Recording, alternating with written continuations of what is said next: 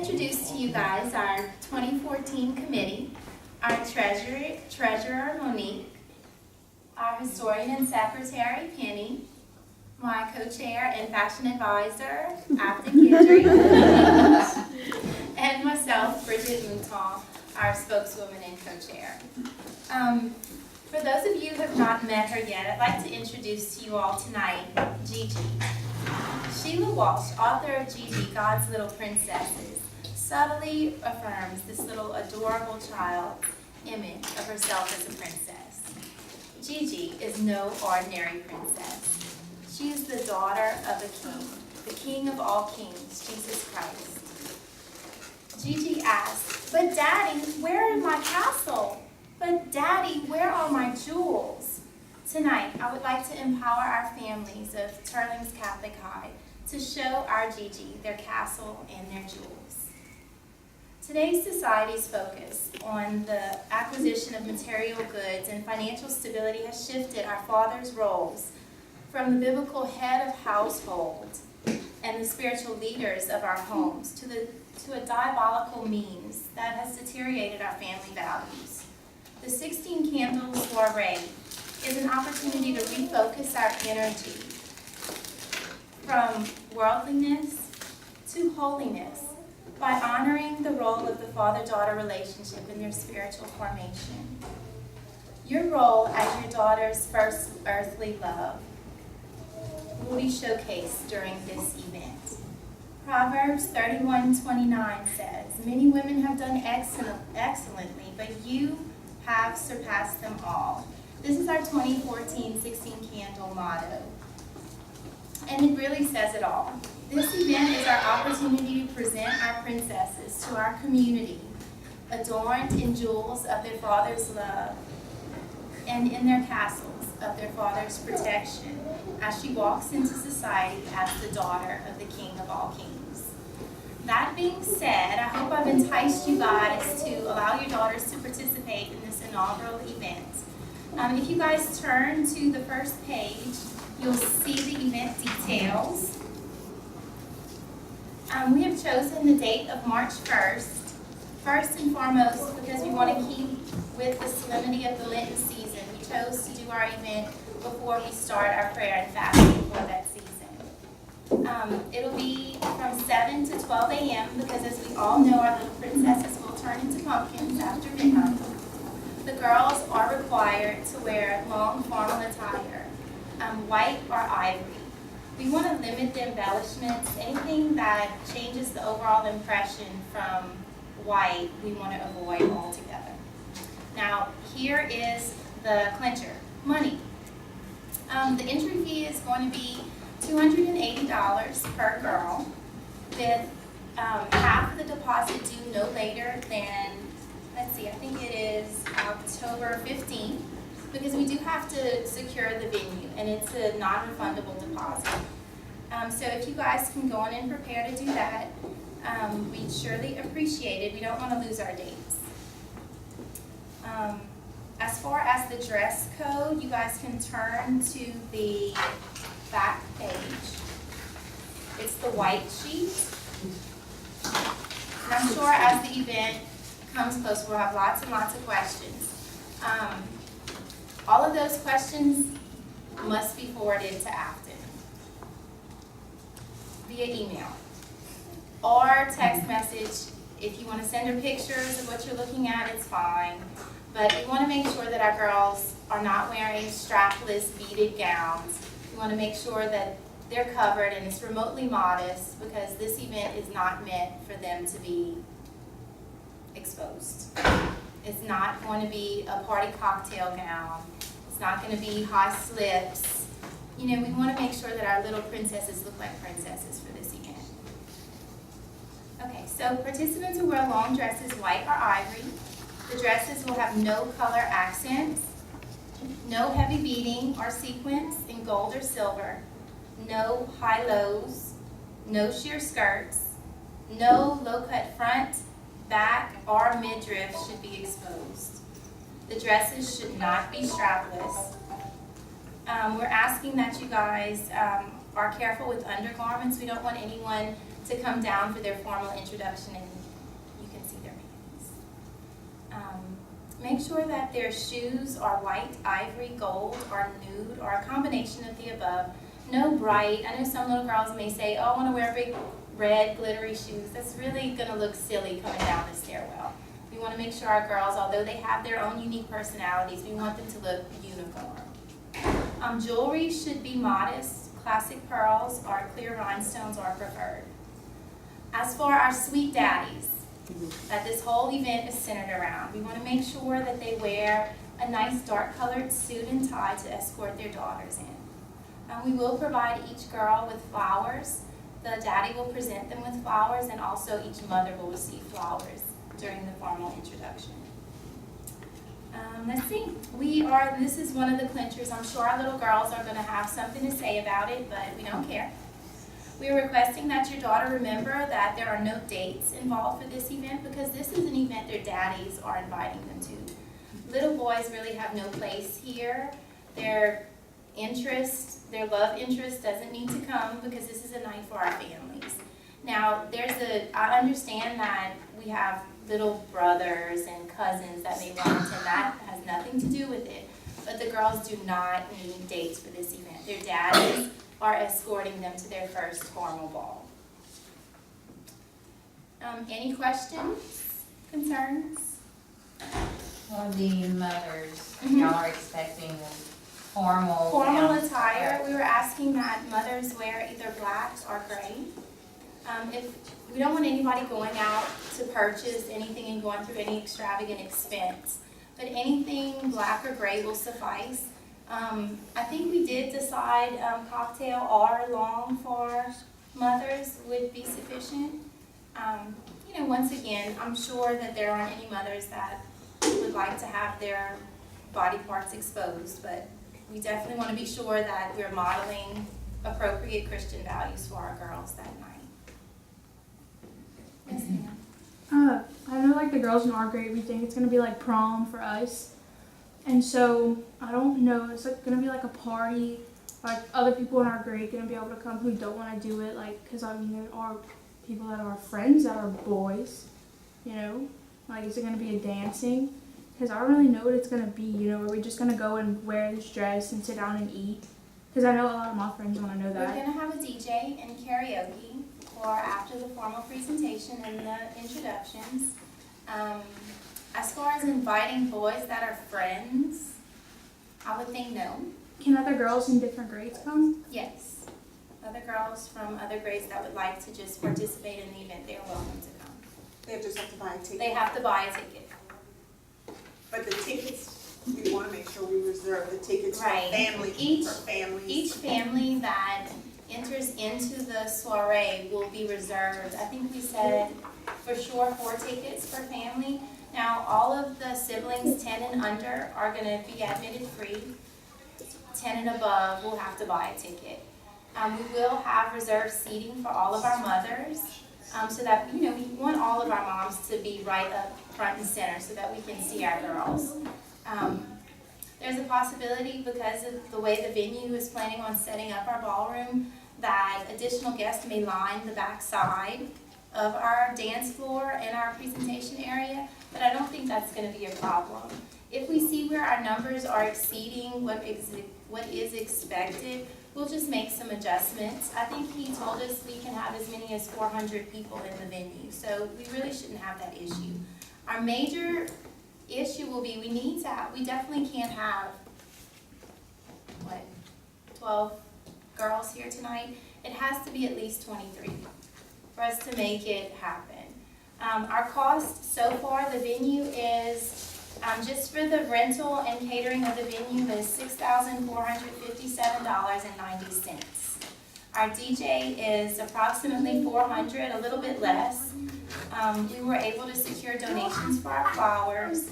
We are going to be seeking sponsorship, and we're hoping that we can prorate all of the entry fees, but we can't guarantee. We've only got about $1,000 so far. So our goal is to meet $3,000 worth of sponsorship, so that way our cost will be almost cut in half. And maybe that's a selling point that you guys can go back and tell some of the other families that we're pretty confident we'll be able to get there. I think especially once people start getting the word out of exactly what our event is about. I think there's a lot of families who are interested in doing something to honor father-daughter relationships. And we do have sponsorship forms. We do. It We can't can be, email them. yeah, and I've printed some forms as well, but we can email them if you know someone that might, and the only thing we can do, because, Oh, no, please. because it's such a short time, we couldn't form an LLC like we should have. We've spoken to a CPA, I've spoken to an attorney, only thing we can do is we're gonna have to, whatever we take in, we have to spend. And we can accept donations up to $500, but it's going to be an advertisement on the back of our program. Each entity that donates must list their donation as marketing. And as long as they list it as marketing, it will be a tax deduction just like any other donation would be. And that's, as much as we didn't want to do this, I guess the next year they're gonna have it really easy. If we can make it happen, then more people might get involved and they won't have to go out and ask for it. But that's what we have to do if we want to bring costs down. The more people that get involved, if we have 75 girls, if 50 come in, then it's Well, then gonna we solve can our adjust problem. the cost Yeah, dramatically. we can really adjust it, it can save us. Okay, I have a question. Where did y'all model, or who did you model this off of? Well, when I was in high school, we had a Sweet 16 dance at St. Thomas More. I know that Sacred Heart Academy has a Sweet 16 father-daughter event that they're no longer doing. And so we decided that we wanted to do something special and unique for our Turlings families. We know that, our Rebel Pride is built on Southern family values. And so we thought that this would be the best way for us to show off what we're all about at Turlings. And I know Ash, if that's the one you're, Ash, and they did it, I know last year they had. Well, yeah, I know St. Thomas More does it, but I know that they also bring dates. Right, And I it's a know little that different here. It is different, and this is my opinion, Yeah. that I don't think mine's gonna be interested any longer if that's not. And then honestly, if the girls, are really bent on having a boy on their arm instead of their fathers, then I think maybe this isn't the Well, I don't for think it's them. just like a boy. I think it's just like our friends. Right, it would be more of Yeah. a friend, but even if my husband, in all honesty, my husband there, we were talking about it before, he's like, do I really have to? And I'm like, yes, you would, but then afterwards, we do things all the time with our Sure. children. Right. We are there, but that's the dancing part. Right, exactly, the dancing part, the enjoyment and The party. the festive part, But the isn't- celebration. Isn't homecoming and prom enough, I mean, But we don't it's- get to go to prom. They don't get to go to, they have one dance a year, and it is something, you do wanna share with your friends. Sure. And, So I think that if they really would like to have dates for the event, that possibly maybe a few parents can get together and do an after party. After the presentation, they can go home and, have a party, if that's something that they're really interested in. But we're gonna have to stand by that we really want the girls to remain focused on this being a father-daughter dance. It sort of takes something away when their love interest is at the coattails of your, I know personally, my husband is not going to enjoy a boy waiting in the background to dance with his daughter on his night with her.